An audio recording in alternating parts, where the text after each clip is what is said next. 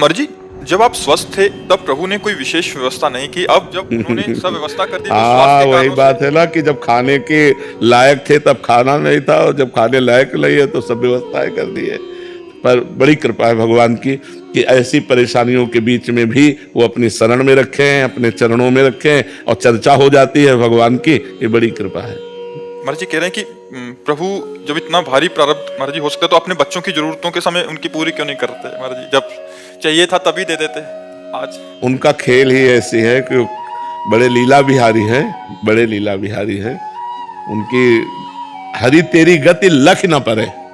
सोचो, किसी के यहाँ बालक होता है तो उसको सुविधा दी जाती है, और आप जिनके बालक बनने आ रहे हैं उनके हथकड़ी, बेड़ियां, जकड़ी, कंस के कारागार में विशेष कष्ट की परिस्थिति। और आ कौन रहे? अखिल लोक ब्रह्मांडों के स्वामी आ रहे, और देवकी वसुदेव के हाथ पैर में बेड़ियां जकड़ी हुई है, और दुष्ट राक्षसों का कड़ा पहरा है कंस का। किसी भी तरह की कोई सुविधा ना दी जाए। भारी कष्ट में 6 बच्चे मार डाले गए। कितना भयंकर कष्ट आप सोचो। पत्थर में पटक करके नवजात शिशुओं की हत्या कर दी गई, और दुष्ट राजा कठोर शासन में। और आ कौन रहे? सकल जगत का मंगल करने वाले भगवान कंस के कारागार में प्रकट हो रहे। देवकी जी देखकर अभी छक नहीं पा रही है कि वो आदेश कर रहे हैं हमको गोकुल में छोड़िया। क्या इतने सुंदर त्रिभुवन मोहन पुत्र को, जिसे एक क्षण भी अलग करना प्राण निकल जाए, देवकी जी को तुरंत वसुदेव जी की गोद में, और उस पुत्र की रक्षा हो, इसलिए गोकुल पधरा देते हैं। बड़ा विचित्र भगवान का लीला चरित्र है। इसलिए ये नहीं कहा जा सकता कि ऐसा भगवान ने क्यों नहीं किया। शायद उस समय भगवान सुविधा दिए होते तो हम ये चढ़ाई ना चढ़ पाते। जो साधना की चढ़ाई चढ़े वो चढ़ाई ना चढ़ पाते, फिसल जाते। भगवान ने इसीलिए वो हमको कठोरताएं दी, जिससे हम उन कठोरताओं के बल पर इस चढ़ाई को चढ़ पाए, और आज हम आप लोगों के सामने सेवा करने योग्य बने कि हम अपनी वाणी के द्वारा, अपने आचरणों के द्वारा आपको सुखी कर पाए। नहीं तो शायद है ऐसा ना हो पाता। तो भगवान जो करते हैं वो बड़ा मंगलमय करते हैं, उनका हर विधान मंगलमय होता है। मर्जी, क्या हर एक साधक के जीवन में ऐसा कष्ट आना जरूरी है या प्रतिकूलता आना जरूरी है? देखो, जो जितनी ऊंचाई पर चढ़ना है तो फिर उतनी चढ़ाई तो चढ़नी ही पड़ेगी। तो जितना जो चढ़ पाया वो वहीं स्थिर है। अब तीनों टाइम बढ़िया भोजन मिल रहा हो और ऐसी व्यवस्था सब बढ़िया, तो भजन में मन लगेगा क्या?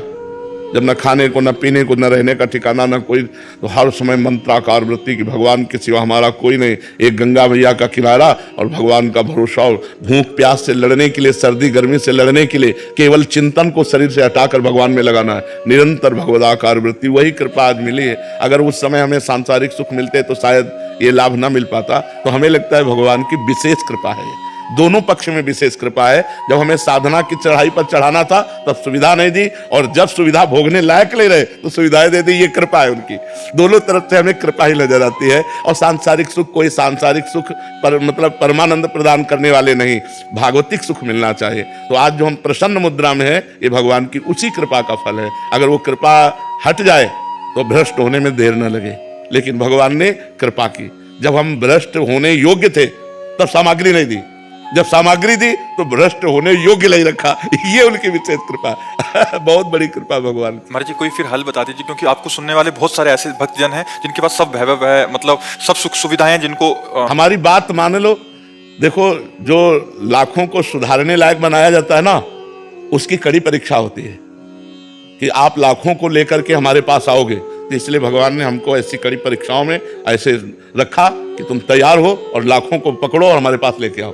तो तुमको उतनी कड़ी परीक्षा नहीं करनी, तुमको केवल हमारी बात माननी। बात मान लो तो तुम जहां हो वहीं से भगवत प्राप्ति की योग्य हो जाओगे। इसीलिए भगवान ने इतनी कड़ी परीक्षाएं, ऐसी परिस्थितियां डाल डाल करके पक्का किया है कि तुम हजारों का कल्याण कर सकते हो, हजारों को अपनी वाणी के द्वारा सुधार सकते हो। तो आप हमारी बात मान लो तो आपका कल्याण हो जाएगा, आपका मंगल हो जाएगा। आपको वो तपस्या, आपको वो कष्ट नहीं झेलने पड़ेंगे। जो कष्ट झेल कर हमने अनुभव किया वो बात तुम मान लो तो उसी से मंगल हो जाएगा। उस सब सुख सुविधाओं में रहते हुए कैसे भजन? बिल्कुल भजन होने लगेगा। हम कह रहे हैं हर सुख सुविधा को भगवान को समर्पित करो। जैसे हम ऐसे भोजन पाते हैं तो भोजन होता है, लेकिन जब हम भगवान को अर्पित कर देते तो प्रसाद होता है। और भोजन पाने से पुण्य क्षय होंगे, लेकिन प्रसाद पाने से पुण्य बढ़ेंगे। ऐसे ही नाथ सकल संपदा तुम्हारी, मैं सेवक समेत सुतनारी, संपूर्ण परिवार को भगवान का अर्पण भाव करके और सब में भगवत भाव करके नाम जप करते हुए हम व्यापार नौकरी जो भी करते हैं ईमानदारी से करें तो गृहस्थी में रहते हुए हम संत हैं, गृहस्थी में रहते हुए हम भगवत प्राप्त हैं। बात होती है आचरणों से, चिंतन से, वो आप भी कर सकते हो। अच्छा, जैसे गृहस्थ आदमी को काम वेदना आई, अपनी पत्नी है, अपनी पत्नी से, अगर दूसरे की पत्नी तो वही पाप हो गया। ऐसे ही मोह सताया तो अपने पुत्र में गोपाल जी की भावना करो, मेरे भगवान पुत्र रूप में आए, तो आपका कल्याण है, आपका मंगल है। जैसे हम चराचर जगत में भगवत भाव कहते हैं, आप अपने परिवार में भगवत भाव करके मुक्त हो सकते हो, पर भाव करना पड़ेगा, सब में भगवत भाव करना पड़ेगा, तन मन धन सर्वस्व भगवान का मानना पड़ेगा, नाम जप करना पड़ेगा, और कोई पाप आचरण ना हो ये सावधानी रखनी पड़ेगी। तो गृहस्थ में रहते हुए सुखपूर्वक भगवान की प्राप्ति हो जाएगी।